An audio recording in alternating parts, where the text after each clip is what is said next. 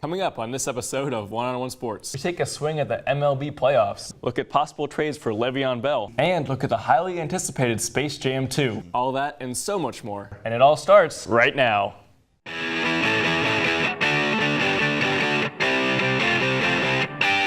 2018-2019 NBA season was the last dance for legends Dwayne Wade and Dirk Nowitzki. However, they both rode off into the sunset in different styles. Wade enjoyed a season-long retirement tour, while Dirk didn't make his retirement official until the final home game of the season. Andrew, if you're retiring, would you rather have a retirement tour or a quiet and subtle last season? But you're right, this was the most Dirk thing possible. Personally, I'd like the retirement tour, like Mariano Rivera, Dwayne Wade. Dwayne Wade did the jerseys. Mo got gifts from every team. It's fantastic. But you're right, that's just not who Dirk is as a player, and I think they both did what suited them best. In 2015, then Arizona Cardinals head coach Bruce Arians made history by hiring the first ever female NFL coach. Now, as the head coach for the Tampa Bay Buccaneers, Arians has officially hired 2 more female assistant coaches, one for strength and conditioning and the other for the defensive line. Andrew, do you think this will inspire NFL coaches to hire more females in the future? It should have happened earlier, for sure, because the Lakers were eliminated on March 22nd after a loss to the Brooklyn Nets, and why play him after that? But here's why, and I know why they did it. If you shut down LeBron James, you are effectively saying that every game from here on out doesn't matter. And while that is true, you're saying that to your fans, the paying customers going to the games and buying tickets. And who do they want to see? LeBron James. But Exactly. also, why would they go to a game that you are saying yourself doesn't matter? Look, I get LeBron wanted to compete. He said himself, and Luke Walton said that he wanted to play, but why? The New York Giants are reportedly not ruling out a plan to extend quarterback Eli Manning through the 2020 season. And is this move a head-scratcher, or does Eli still have more to prove? Alex Tanney and Kyle Lauletta. And Maybe yes, Dwayne Haskins. Yeah, no, Maybe I'm going Josh to get there. Rosen. I'm going to get there. Look, the answer is truly it depends. If they draft a quarterback, which they should at 6 or 17 or wherever, then it's like, okay, maybe they don't have to re-sign Eli Manning. However, even if they do, if you keep Eli, he doesn't have to start year 1. Even if he does start year 1, he can learn from Eli. No matter what, having Eli Manning on your roster is not hurting them. Look, there's a reason that the other teams in the NFL don't do this. It's because cell phones are a distraction. They are. Now, I get that Cliff Kingsbury did this at Texas Tech, and it worked. And he's saying, oh, those guys were 20, 21. These guys are 25, 26. The average age for an NFL player is 25. That's fine. But there are 100 times more distractions in the NFL than in college. And that's saying something because college has a lot of distractions, as we know. But in the NFL, if you can't handle being away from your phone for 2 to 3 hours, you're not ready for that stage. It hasn't been an easy season for the Alliance of American Football. A lack of funding, big-name players, and attendance have been roadblocks for the league. But only 7 games into a 10-game season, and the AAF may be facing its biggest setback yet, suspending all operations indefinitely as of Tuesday afternoon. Andrew, if this is true, is this the end of the AAF, and what went wrong? It had decent viewership at one point. I think it was the same night as an NBA game, and it outranked them on TNT, which is fantastic. Which drew 30,000 people to a game in the Alamo Dome. Learned what everybody else already knows. You come at the NFL, you best not miss, and they missed by a long shot. Look, they had decent players. They had decent brand recognition, and fan bases built up already. But even though they're playing in the spring when the NFL isn't, they just couldn't compete. And they should have tried to bond with the NFL. They should have been their developmental league. Le'Veon Bell is free at last. The Pittsburgh Steelers running back has finally been granted his wish as the team announced that they will not place a franchise tag on Bell this offseason. Andrew, when Bell finally puts the pads on again, what team will he play for? I want to know. I want to be inside his brain. Obviously, that's impossible, but I like the Jets a lot. It's a great pick. I also like the Raiders. This is the team that lost Marshawn Lynch to a season-ending groin injury halfway through the season. He's not signed for this year. Their only running back left is Doug Martin, who, while he ran hard, was also on a 1-year deal. They're going to have to re-sign him, too, if they want to keep him.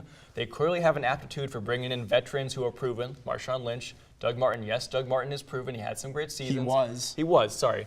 And now with Amari Cooper gone, they're missing a cornerstone on offense. They have a lot of draft picks. I think still a good quarterback in Derek Carr, which means they have promise, and they're looking for a star, and Le'Veon Bell is a star. 50% of her seasons in the WNBA, she's won it all. She's got MVP, Finals MVP, All-Star, multiple records in both college and professional basketball. I mean, look at this. This is her list of accomplishments just on one sheet, and this is 100 right there. It's ridiculous. She's so accomplished. She can absolutely step away if she wants. Sticking with epic returns, the UFC recently announced that John Jones has been reinstated following a suspension for drug violations by the USADA. Jones currently owns a 23-1 record and is one of the biggest names in the UFC. Andrew, his return is not official till October 25th, but let's look ahead. Who would you like to see him face first? On Sunday, the Browns announced that rookie quarterback Baker Mayfield will be their starter for their Week 4 matchup against the Oakland Raiders.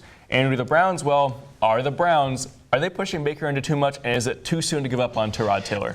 Mets ace Jacob deGrom finished the year with a record of 10-9, but there is much more than what meets the eye. Aside from the record, deGrom finished with an ERA of 1.70, which was best in the league among starting pitchers. He also set a new major league record with 29 consecutive starts where he allowed less than 3 runs.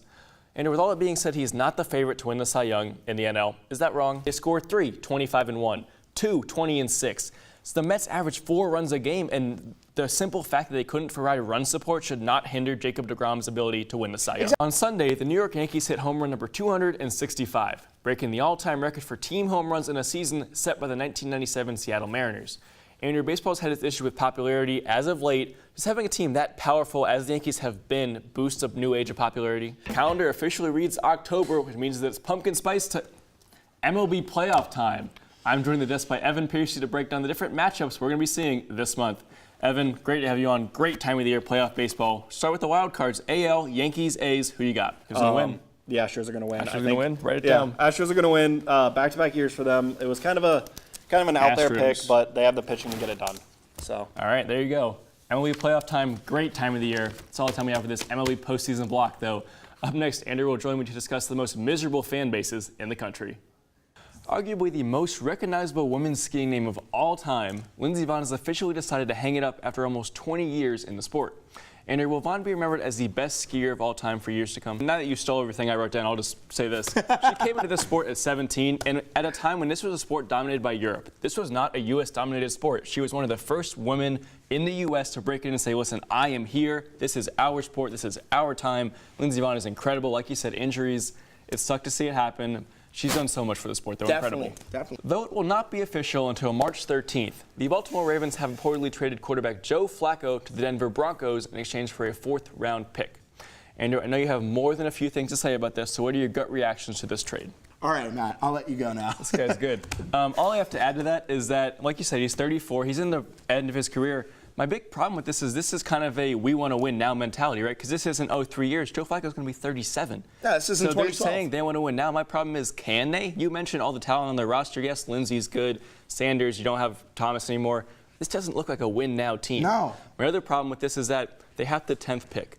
Drew Lock, Kyler Murray, Dwayne Haskins. The odds that they're all gone by number 10, I think, are really low. I would like to see them go that direction. They still could, but I think it's more unlikely now that they have Flacco. Healthy scratches are different. Players need rest. Yeah. No one is debating that. And so when Melo and J.R. Smith or whoever sits out exactly, LeBron especially, when they sit out back-to-back games, there's a reason.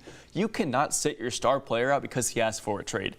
Just because you didn't get it done, that's your fault. Yeah. You can't punish him for what you couldn't do. He asked for a trade. You didn't get it done. Play AD. Yeah. On the surface, this was a team that was good for so long, and it had so many talented pieces, and it seemed like Mike McCarthy and Aaron Rodgers got along. And before we dive into what the report said, yes, Aaron Rodgers has kind of disputed some of it, and that's okay, but this is still an explosive report.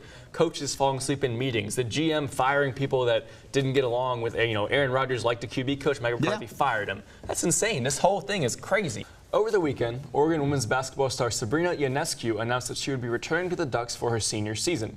This is not a new trend in women's college basketball. We've rarely seen players leaving college early to head to the pros, and it's even less common to see players leave after just one season, as is now very common in the men's game. Andrew, is Ionescu making the right decision to come back to Oregon, and will we ever see the one-and-done transition to the women's game like it has affected the men's game? The average NBA salary is $6.2 million. That's the highest in all professional sports. We have come to expect that when athletes retire, they are set for life, because that's just what we expect from the NBA, the MLB, the NFL, and that's fine. But that's not the case in the WNBA. These players have to get their degrees because they have to get jobs after they retire, after they're too old. The one thing I want to say about this before we move on, A'ja Wilson was by far the best player in women's college basketball this season, first overall pick, Las Vegas Aces. Her first year, she made $52.5 thousand. Some of us will make more than that in our entry-level jobs. That is absurd. Reuben Foster, just like Ray Rice, just like soon-to-be Kareem Hunt, should not ever be allowed to play in the NFL again. This is absurd. I understand what the Redskins did. If you look at it, they claimed him, which is not the end of the world. And they're saying he can't play until all the due process carried out, which is okay. Yeah, okay. But just the fact that they claimed him, NFL owners, NFL execs are saying this makes the entire league look bad, and they're right. That's all from us here in the studio. So until next time, whose side are you on?